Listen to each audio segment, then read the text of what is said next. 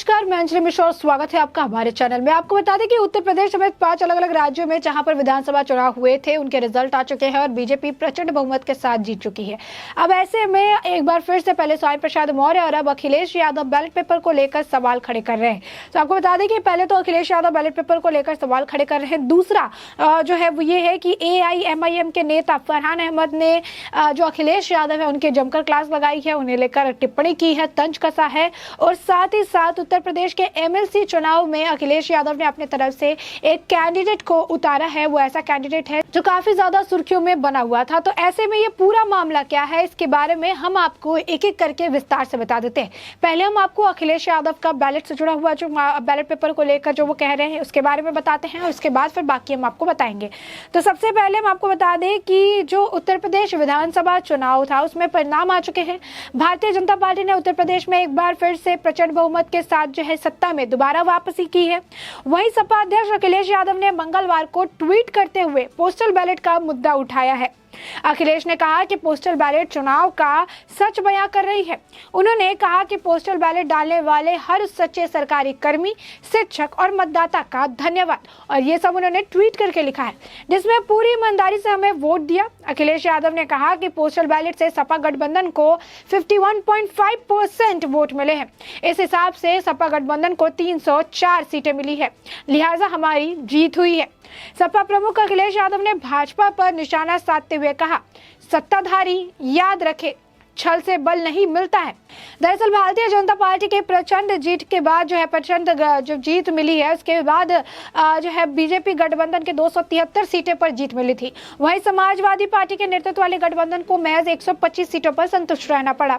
बसपा एक और कांग्रेस और जनसत्ता दल के उम्मीदवारों को 2-2 सीटों ने जीत दर्ज करवाई थी और इसी को लेकर समाजवादी पार्टी ने 2017 में अगर बात करें तो 52 सीटें जीती थी। भारतीय जनता पार्टी ने अपने सहयोगी गठबंधन के साथ 325 सीटों पर कब्जा किया था। अब इसी को लेकर यूपी के चुनावी हार के बाद सपा के राष्ट्रीय अध्यक्ष अखिलेश यादव एक्टिव मोड में दिख रहे हैं। समाजवादी पार्टी प्रमुख अखिलेश यादव ने 21 मार्च 2022 को लखनऊ में पार्टी कार्यालय में सपा के नवनिर्वाचित विधायकों के साथ बैठक भी करने वाले हैं। उत्तर प्रदेश विधानसभा चुनाव में हार के बावजूद समाजवादी पार्टी की सीटें बढ़ने और मत प्रतिशत में इजाफा होने पर पार्टी प्रमुख अखिलेश यादव ने राज्य की जनता का धन्यवाद दिया है और कहा था कि हमने दिखा दिया कि भारतीय जनता पार्टी की सीटों को घटाया जा सकता है, और अब वो बैलेट पेपर को लेकर लगातार जो है बयानबाजी करते नजर आ रहे हैं। अब ऐसे में आपने जाना कि बैलेट पेपर को लेकर किस तरीके से उन्होंने ट्वीट किया है और ट्वीट करके अपनी जो जीत है उसके बारे में वो बयां कर रहे हैं। वहीं अब आपको हम AIMIM के उस नेता के बारे में बताएंगे कि जिन्होंने अखिलेश यादव पर टिप्पणी की है और क्या कुछ टिप्पणी की है उसके बारे में भी हम आपको बताएंगे। तो आपको बता दें कि असदुद्दीन ओवैसी की जो पार्टी है AIMIM के नेता फरहान अहमद ने समाजवादी पार्टी को और इसके मुखिया अखिलेश यादव पर जमकर निशाना साधा है। उन्होंने कहा है कि सपा का मुस्लिम प्रेम जो है सिर्फ छलावा है। पार्टी ने भाजपा को हराने के नाम पर साजिश के तहत मुसलमानों को वोट लिया, जबकि यादवों ने मुसलमानों को वोट नहीं दिया है। फरहान ने अखिलेश पर आरोप लगाते हुए उन्हें भस्मासुर बता दिया। उन्होंने कहा कि अखिलेश यादव भस्मासुर है, जिसके साथ जाते हैं वो पार्टी खत्म हो जाती है। पिछले लोकसभा चुनाव में उन्हें कांग्रेस का पत्ता साफ कर दिया था, अब मुस्लिम उन्हें वोट नहीं दे रहे हैं। उन्होंने यह सोचकर वोट दिया था कि वह बीजेपी को हरा देंगे, लेकिन अब सच सबके सामने प्रत्यक्ष के तौर पर देखने के लिए मिल रहा है। इनकी 7 पीढ़ी भाजपा को खत्म नहीं कर पाएगी। सपा को मुस्लिमों ने अंतिम मौका दिया था और इसके बाद वो यहाँ पर भी अपना जलवा नहीं दिखा पाए। फरहान अहमद ने कहा कि अखिलेश यादव और उनकी आने वाली 7 पीढ़ी भी भारतीय जनता पार्टी को खत्म नहीं कर पाएगी। इन्होंने कांग्रेस के गठबंधन की, कांग्रेस को खत्म कर दिया। बसपा से गठबंधन किया, बसपा को खत्म कर दिया। राजभर जी से और स्वामी प्रसाद मौर्य और बसपा के तमाम लोग टूटकर चले आए, जिनके सिर पर भी हाथ रखा सब खत्म हो गए। अखिलेश यादव यूपी में भस्मासुर की भूमिका में है, वह उत्तर प्रदेश के भस्मासुर है। उन्हें आप भैयासुर उर्फ भस्मासुर कह सकते हैं। तो साफ तौर पर आप देख सकते हैं कि किस तरीके से उन्होंने इस तरीके की जो बातें हैं अखिलेश यादव के लिए कही है। उन्होंने फरहान यादव ने यह भी कहा मुस्लिम समाज ने जान लिया है कि अखिलेश यादव में हैसियत नहीं है कि वो आने वाले समय में भारतीय जनता पार्टी को हटा सके। इसीलिए अब जब हमें अपना ही वोट देना है तो क्यों ना हम अपने बैनर तले वोट दें, अपनी पार्टी AIMIM को दे, क्यों ना अपने भाई असदुद्दीन ओवैसी को मजबूत करें। फरहान अहमद ने इसे लेकर आगे कहा, अच्छा हुआ AIMIM ने सपा गठबंधन नहीं हुआ, नहीं तो हम भी भस्म हो जाते। पार्लियामेंट और मेयर का चुनाव हम नहीं लड़ पाते।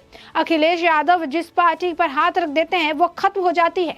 आखिरी विकल्प है, अब वो अपने ऊपर हाथ रख ले और खत्म हो जाए। साथ ही उन्होंने कहा कि अब उनके पास आखिरी विकल्प ये है कि वो अपने ऊपर हाथ रख ले और खत्म हो जाए, ताकि भाजपा और AIMIM की सीधी लड़ाई हो सके। फरहान अहमद ने कहा कि उत्तर प्रदेश में जितने भी यादव हैं, उन्होंने मुसलमानों को वोट नहीं दिया, केवल उनमें वोट लेने का काम किया। इसका सबसे बड़ा उदाहरण फूलपुर मुस्तफा सिद्दीकी चुनाव लड़े और वह हार गए क्योंकि यादवों ने उन्हें वोट नहीं दिया। इस तरह की 40 ऐसी सीटें हैं जहां यादवों ने मुसलमानों को वोट नहीं दिया है। वो अपना वोट मुसलमानों को नहीं देते, केवल उनसे वोट लेना चाहते हैं। फरहान ने कहा, इसके साथ ही मुसलमान समाज सोच रहा था कि वो अखिलेश यादव की रथ यात्रा में शामिल हो, लेकिन 10 मार्च को रिजल्ट आया तो पता चला कि यह रथ यात्रा नहीं, समाजवादी पार्टी की शव यात्रा थी। अब कोई भी मुस्लिम सपा को वोट देने के लिए आज के वक्त में तैयार नहीं है।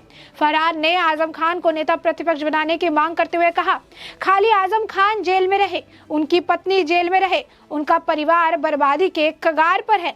भारतीय जनता पार्टी वाली उनकी बोटी बोटी करे, यही चाहते हैं सपा के अखिलेश यादव। अगर वो मुस्लिमों के सच में हमदर्द है तो आजम खान को नेता प्रतिपक्ष बनाए, मगर नहीं, उन्हें तो शिवपाल यादव को बनाना है। तो साफ तौर पर देख सकते हैं कि यहाँ पर जो है टकराव देखने के लिए मिल रहा है। AIMIM के जो नेता हैं वो इस तरीके से उन्हें भस्मासुर नाम से पुकार रहे हैं, पार्टियों को बर्बाद करने जैसा आरोप लगा रहे हैं। वहीं आपको बता दें कि अब उत्तर प्रदेश में जो MLC चुनाव होने वाले हैं, इसे लेकर भी सरगर्मी लगातार जारी है और इसे ही देखते हुए गोरखपुर से डॉक्टर कफील खान को उत्तर प्रदेश में MLC के होने वाले चुनावों में समाजवादी पार्टी ने अपनी तरफ से जो है प्रत्याशी बनाया है।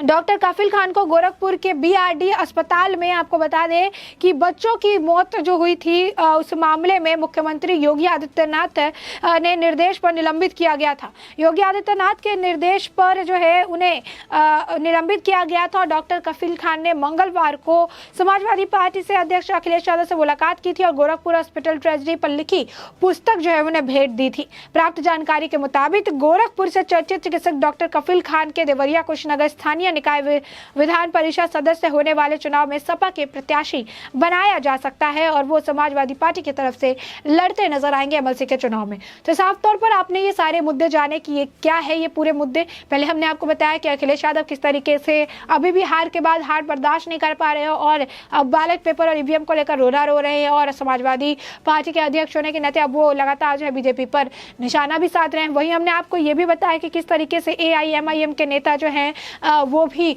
अखिलेश यादव पर लगातार जो है बयानबाजी कर रहे हैं, उन्हें भस्मासुर कह रहे हैं, पार्टियों को खत्म करने का आरोप लगा रहे हैं। वहीं हमने आपको ये भी बताया कि उत्तर प्रदेश के MLC चुनाव में डॉक्टर कफील खान को अखिलेश यादव अपना उम्मीदवार बनाकर जो है उतारने वाले हैं।